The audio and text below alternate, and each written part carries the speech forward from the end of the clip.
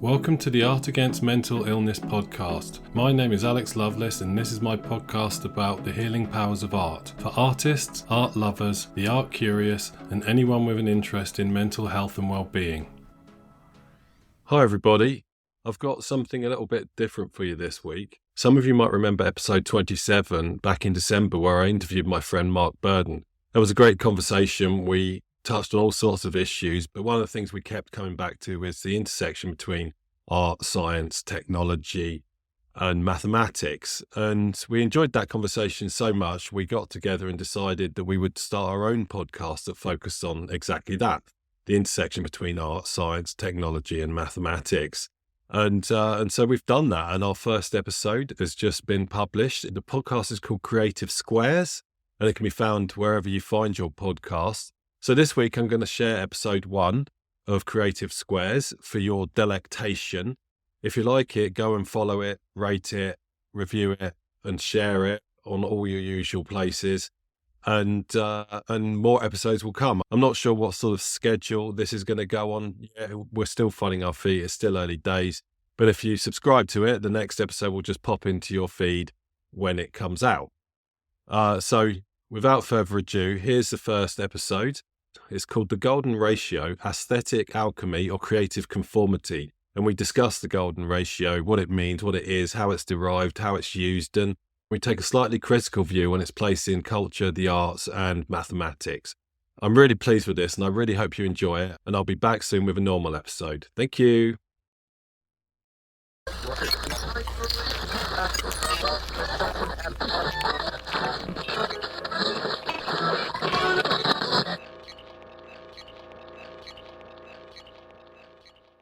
Welcome to Creative Squares, where we discuss the intersection between art, science, maths and technology. I'm Alex Lovelace. I'm Mark Burden. To kick off this podcast, we're going to cover one of the most well-known art-maths crossovers, the golden ratio, aka the golden section, aka phi, aka 1.61803398877, etc. The reason this is such a great starting point for this podcast is it turns up not only in maths and art, but in biology, engineering, architecture, computing, music, and points towards Renaissance, Da Vinci, Dali, Dan Brown, and presumably some other folks with names that don't start with DA. But are the golden ratio and other compositional paradigms merely a tyranny of conformity and an illusion of familiarity? That's what we're going to discuss today. But before we do, let's refamiliarize ourselves with what the golden ratio actually is. To understand the golden ratio, you first need to understand something called the Fibonacci sequence. Mark, do you want to take us through what that is and why it's important? When I think about Fibonacci, I think about the natural forms in life and kind of like growth formations in nature, specifically plants. And Fibonacci is a number sequence that is defined by a series of numbers. And I'll just reel them out. 1, 1, 2, 3, 5, 8, 13, 21. And you get the next number in the sequence by summing up the previous two. So in this case, we get the first two numbers in the sequence, 1 plus 1, and then we sum them up to get the third number, which equals 2. And then to get the next number in the sequence, we sum up 2 plus 1 to give us 3. And then we get 3 plus 2 equals 5, and so on. So we get an infinite number series based around integers, and it just carries on like that. And when we think about how that could be reflected in nature, you know, if we look at simple things like the formation of a tree, going from its main trunk to all of the little twigs and branches right at the end, it follows more or less a kind of like Fibonacci sequence where the main trunk gets broken into 2 and then into 3 and so forth, and you end up with loads of little twiglets and bits at the end that, you know, in springtime transform into leaves. Yeah, absolutely. And we see it on the petals of flowers tend to be one or other of the Fibonacci numbers. And it turns up in all sorts of weird places. I think people see it almost everywhere. It's one of those numbers that mathematicians get quite excitable about, a bit like pi and prime numbers, and want to know as much about as possible. But how does that the Fibonacci sequence relate to the golden ratio? A good question, and in fact, it's to do with the way in which the proportions are built out. So, if you think about a rectangle, there's a particular proportion between the shorter side and the longer side that is harmonious, and that relates to the number phi. So if you take one side and divide it by the other side, you'll get the number phi, which is different from pi, and very easy to confuse the two if you're not used to phi and pi. But phi is that number, the 1.618 dot dot dot, which is a regular number and is as long as pi. But yeah, it's that ratio. So it creates a kind of like harmonious balance when you're looking at those two aspects on a rectangle. So shorter side versus longer side, and it's the proportion of which, when you're looking at the two, that creates this level of harmony that we see in nature. So we have this rectangular shape with a spiral inside there that has been used most notably by people like Leonardo da Vinci, but many others, to aid composition of pictures and paintings. And I guess the theory here is that since the Fibonacci sequence is seen so frequently in sort of nature and in the real world, that it has some sense of aesthetic beauty that is inherent within nature, i.e., we find nature beautiful.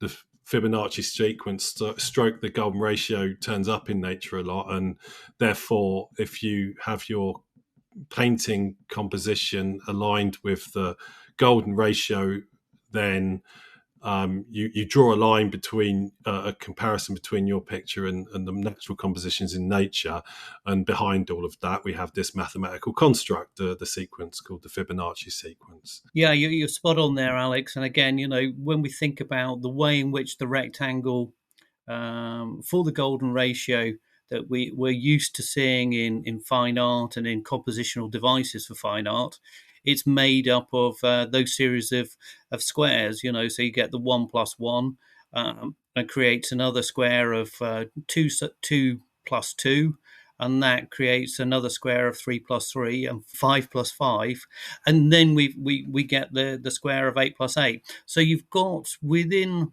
this proportion rectangle a number of focal points, which is different from what we potentially get with just a standard square. And I know that we both compose our art a lot of the time in terms of standard square. And the thing about the square is there's really only one center of focus, which tends to be the central point.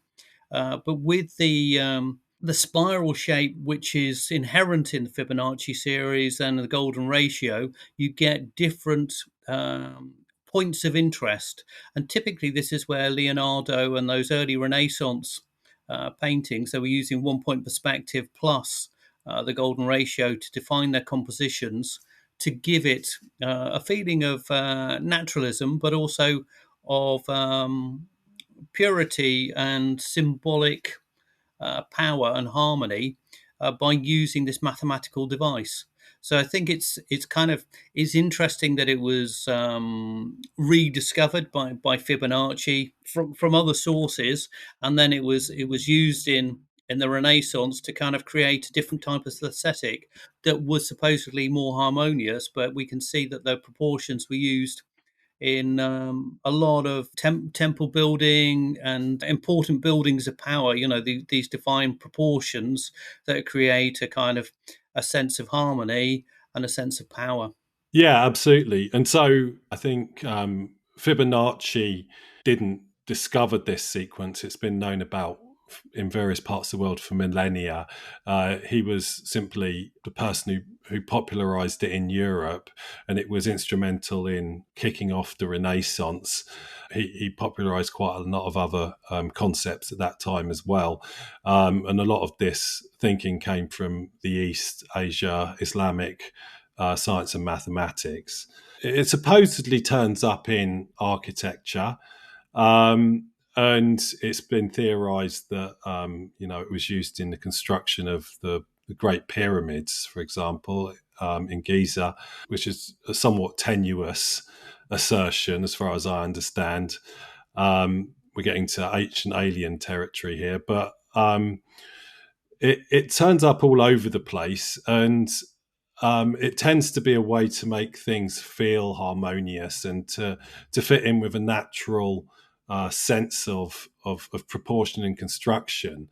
And I think it's not dramatically different in some senses from like some of the other compositional rules, like the rule of thirds, and the sort of the classic art school, or even just school, art class at school, diktats around if you're painting someone or drawing a picture of someone as a portrait, don't have them dead center staring out at you, right? If you've got a vase of flowers and some other bits, and you want to create a composition where the vase of flowers is slightly offset to the side, and these are compositionally make a certain amount of sense, although you can find exceptions absolutely Yeah, everywhere for these. I immediately thought, as soon as I said the vase of flowers, well, Van Gogh, the sunflowers are dead center as far as I remember.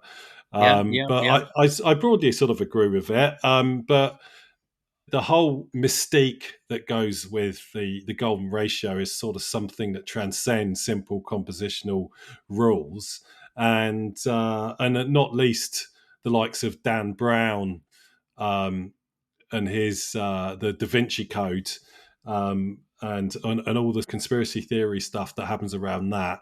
That that people, when they see the golden ratio, or they think they see the golden ratio in use, then there's something more deeply symbolic going on than simply, don't place things dead center.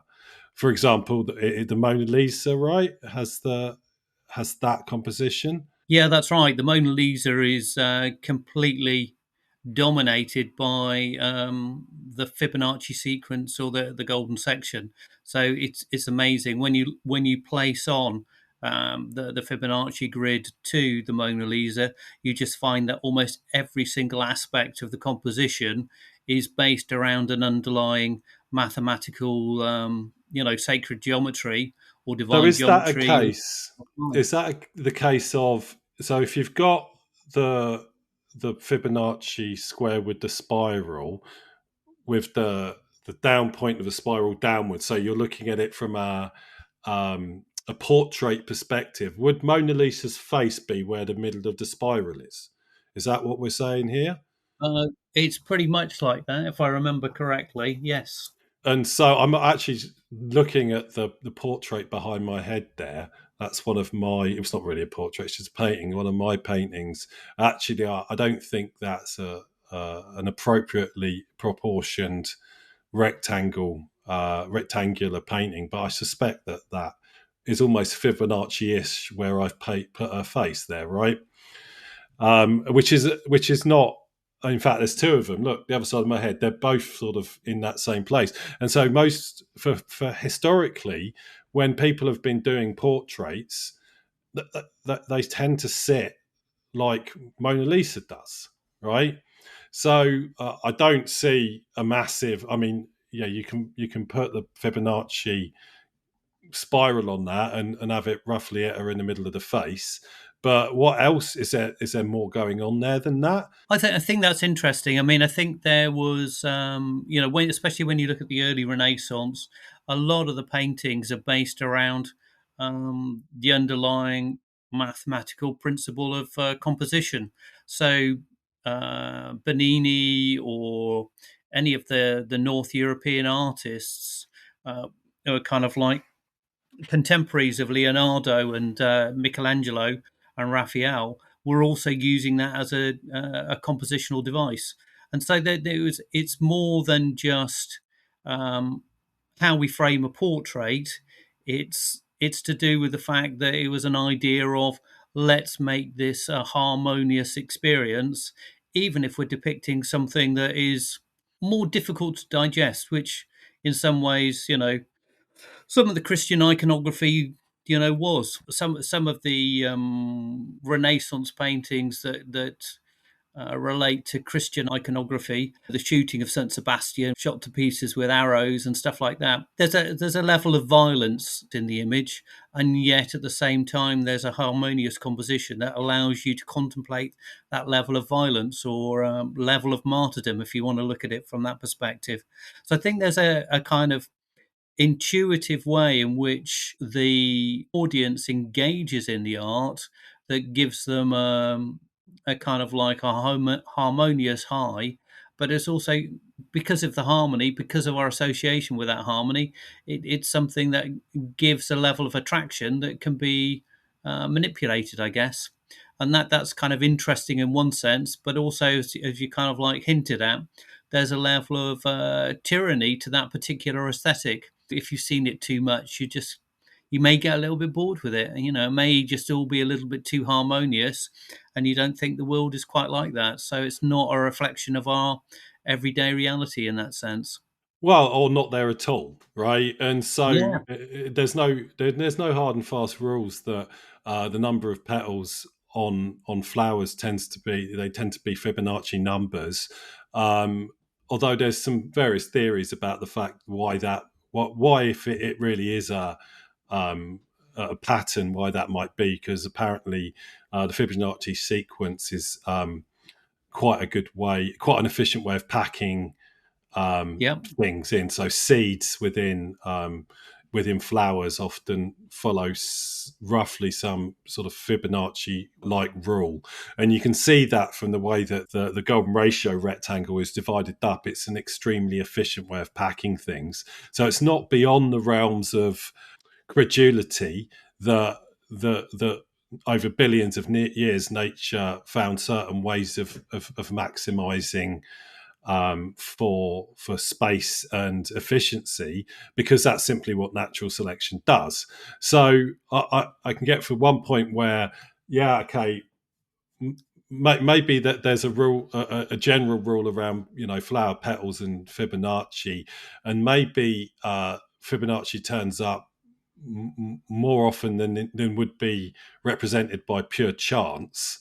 Um, but to jump from that to the Mona Lisa to the pyramids, um, you start to get a little bit of waft of confirmation bias, because you can just take any house, because houses certainly in this country are generally rectangular, and start to oh, let's take this measurement to this measurement. Oh no, that's not the golden ratio.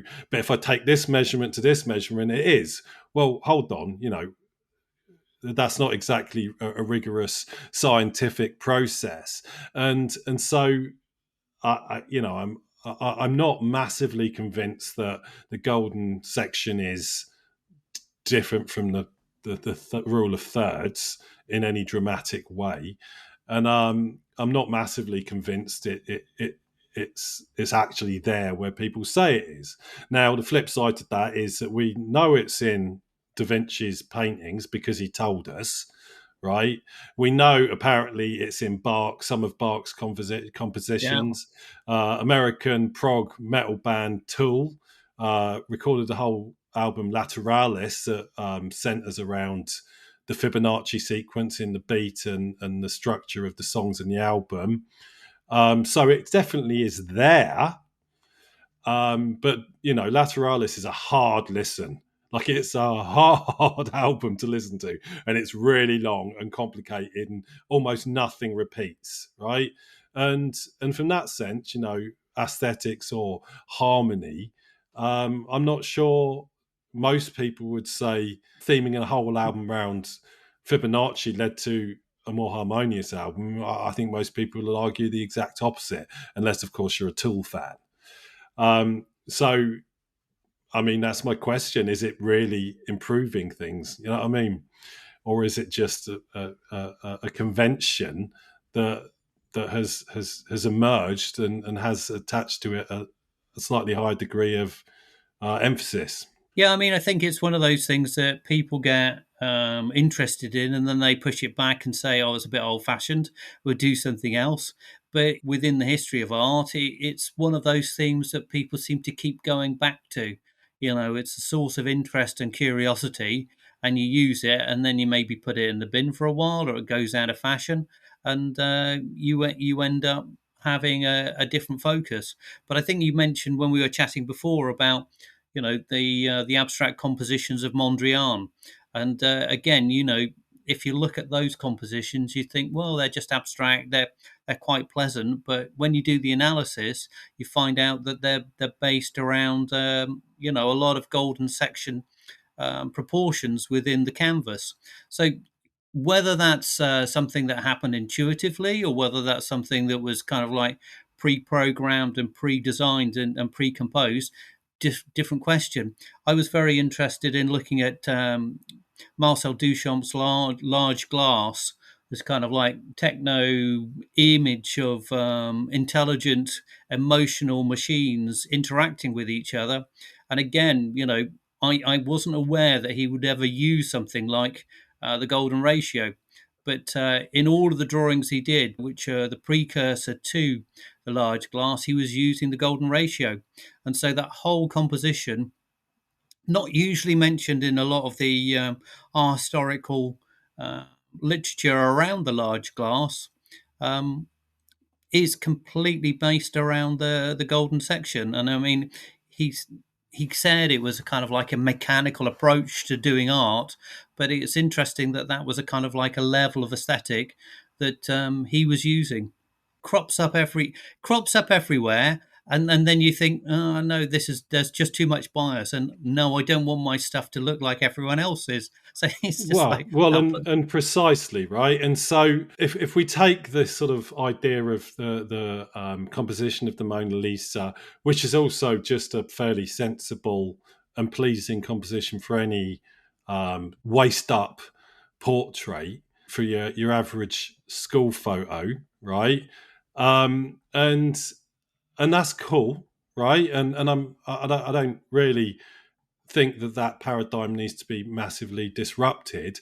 But then you get this idea that, well, why is it like that? Well, this person did it before, or who copied this person did it for, who copied this person who did it before, and some of them may have been aware of the compositional imposition of the golden ratio, but most people were just sort of going, well, when I see portraits, this is what they look like.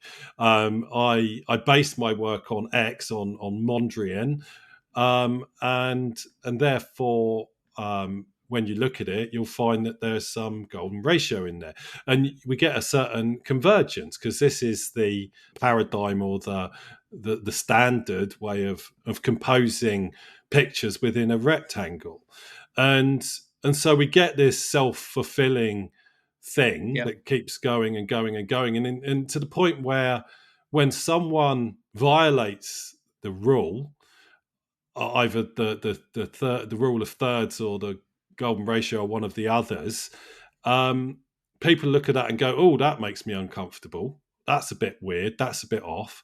But what's going on there? There's this idea that, oh no, we have these compositions because we see them naturally in nature, but I don't think that's at all clear. I don't think that's at all a done deal, and therefore are they only uncomfortable simply because they're used to seeing things in that composition, artificial things in that composition, and that actually had Da Vinci decided to use some other method of composition, that everyone at this point would be going, oh look, there's Mona Lisa as we always see us, doing a yeah, headstand or yeah. something. No, I mean, I think you're right. I mean, a lot of art is based around this idea of repetition.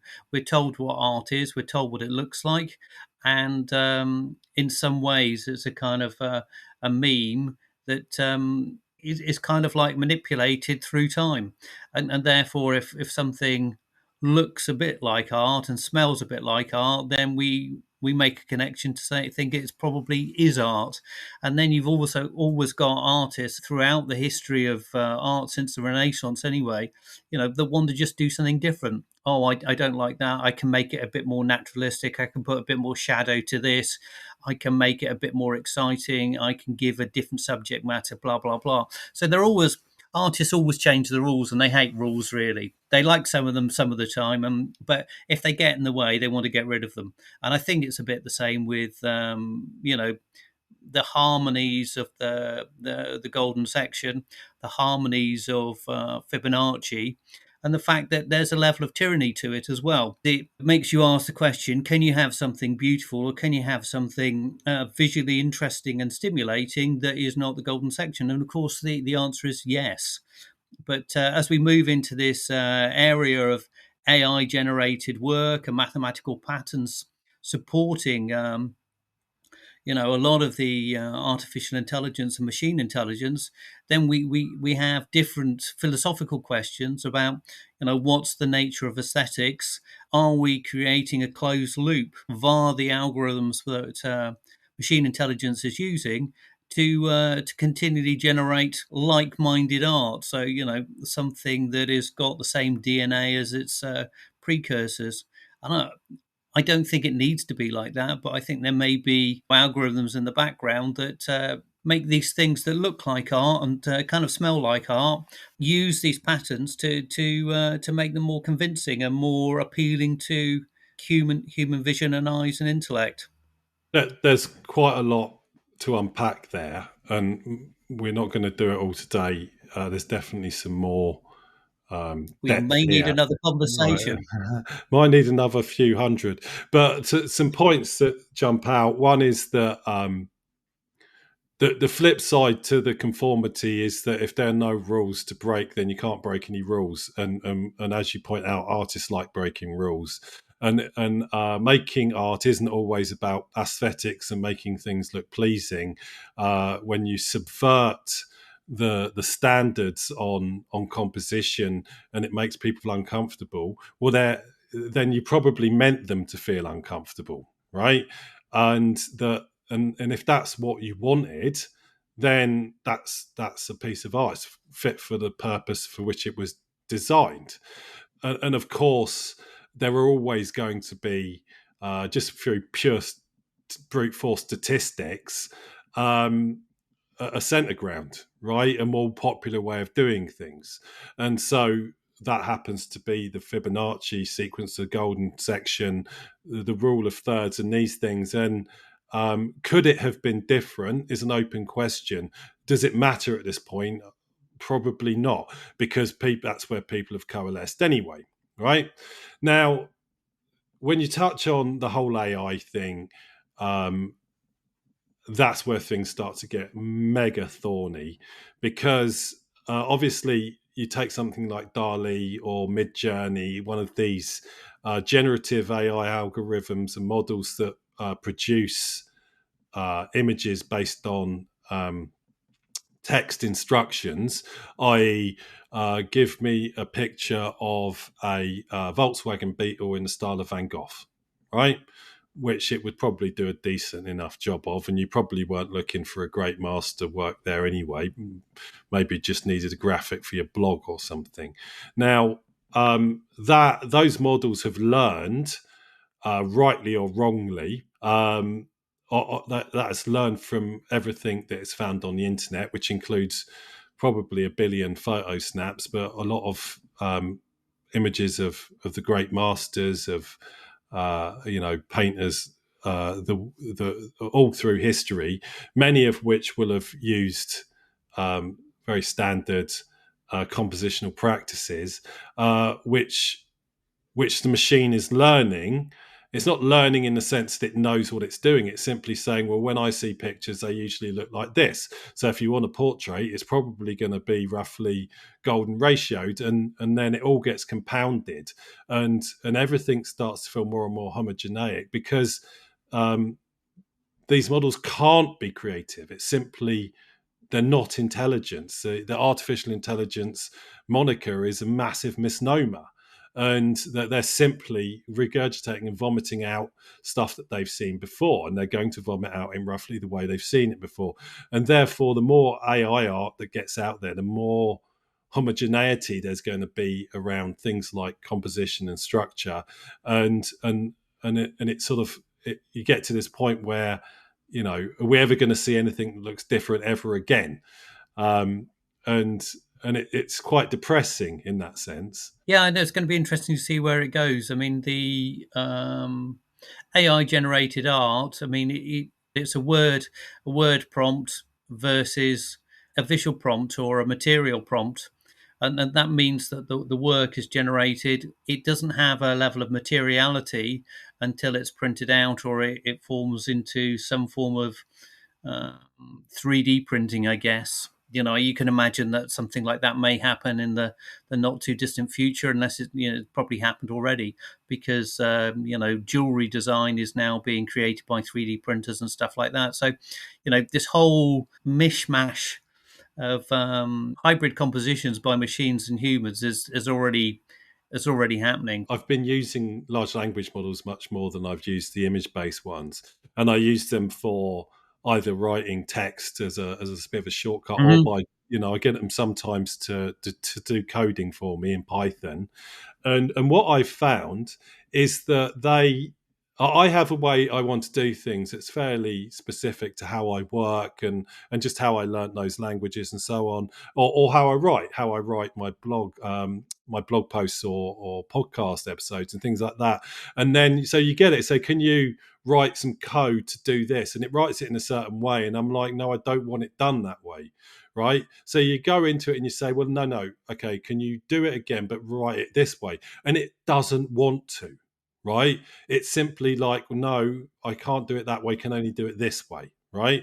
And if you've ever done any programming, but it's the same with creative writing, there's an infinite number of ways to do anything, and but it only wants to do it in the prevalent way. Now, whether I'm right or wrong to want it be done differently, um, it's kind of beside the point. Just shut up and do what I told you. But it doesn't, it's not being belligerent. It's just saying, "I sorry, I just don't understand. You're going to have it done this way because it's the only way, right?" And and I can see that with art, right? And so by using AI to do things like design, or even composition or anything like that, for artists using it for um, creating references for figure drawing or something, right? You, you can't get it to compose it differently. It just is too much effort, and therefore, like, it is going to have that impact everywhere, all over the place, of sort of driving this homogeneity of composition and appearance of art. It just seems very likely to me, and that's quite sad. But also, if you want to stand out, then don't do it that way. Have square artworks, for example, Mark. I think that could be very interesting. Yeah, I mean, I think the challenge with square artworks is that you have to work harder at the compositions. But Well, I do, and I love squares, and I can see one there on my shoulder. And I love my other favourite aspect ratio is 2:1, um, whichever way that is, the portrait version of 2:1. Another one that forces you to do interesting stuff with compositions, and not something that you can easily apply Fibonacci to. Although I'm very likely doing some version of the rule of thirds. It tends to be my go-to, but mostly I just do this intuitively anyway, right? And so, how do you compose a painting? Uh, well, I move things around until it looks good to me, right? Do you stick a grid across the canvas or something? No, I don't, right? Sometimes I'll use them because if I'm playing around with compositions within like iPhoto or something, it automatically imposed as a grid. It's sometimes quite helpful, especially if I want to get things centered, which you're not supposed to do, which I do all the time. And it's a bit of a case of it's always been intuitive to me. Now, someone will come in this house and, mathematically analyze all my paintings and tell me that, oh, no, they're all Fibonacci. You know what I mean? They're all absolutely, you must be some sort of genius because they're all absolutely perfect golden ratio. But I certainly have never used it. Have you? No, I've always found it too difficult. It's never worked for me. So I'm very intuitive in terms of the way that I construct compositions.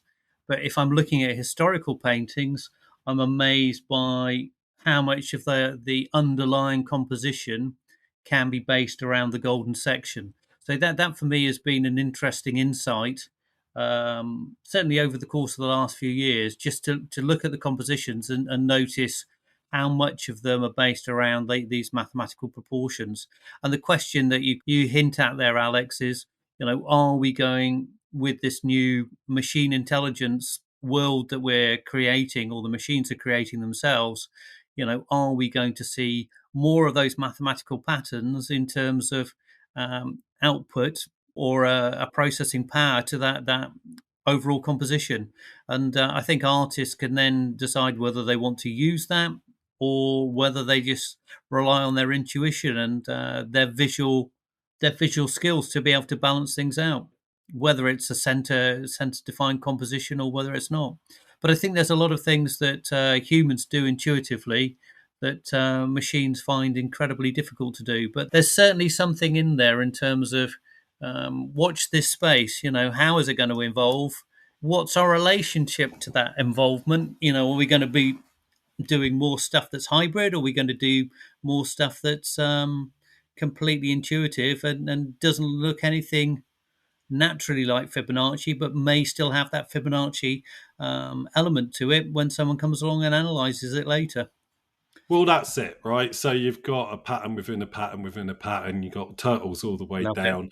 There's something specifically recursive about this conversation, and the Fibonacci is a recursive function, and so is it there? Well, we know that pi is there, right? Pi is there because every time you see a circle, there's pi, right?